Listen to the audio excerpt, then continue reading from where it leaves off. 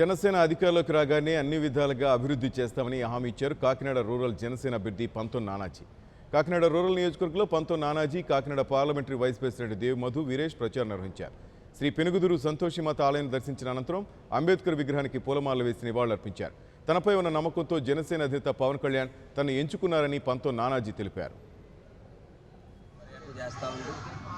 ప్రతి ఒక్కరి దగ్గరికి వెళ్ళి పవన్ కళ్యాణ్ గారి సిద్ధాంతాలు, ఆయన యొక్క మేనిఫెస్టో తెలియజేస్తూ పవన్ కళ్యాణ్ గారికి ఎందుకు ఓటేయాలని చెప్తూ ఉంటే పెద్ద ఎత్తున మహిళలు చెప్తూ ఉన్నారు. సమాజంలో మార్పు కావాలి, ఈ మార్పు కోసం ముందుకు వెళ్తూ ఉన్నాం అని కొంతమంది ఆయన ఫ్యాన్స్ అని కొంతమంది ఫ్యాన్ కాదు, మేము సమాజంలో మార్పు కోసం చేస్తూ ఉన్నాం. దానికి పవన్ కళ్యాణ్ గారు అయితే సరైన వ్యక్తి, నీతి నిజాయితీ గల వ్యక్తి అని చెప్తూ ఉన్నారు.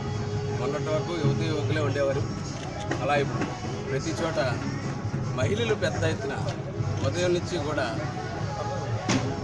వేలంగి నుంచి సిరిపురం నుంచి అలాగే జడ్భావరం దగ్గర నుంచి అన్ని చోట్ల కూడా మహిళల్లో పెద్ద మార్పు రావడం జరుగుతూ ఉంది. మహిళలు పెద్ద ఎత్తున పార్టీకి దాని యొక్క మద్దతు పలుకుతారు. For more updates, please subscribe 99 TV Telugu.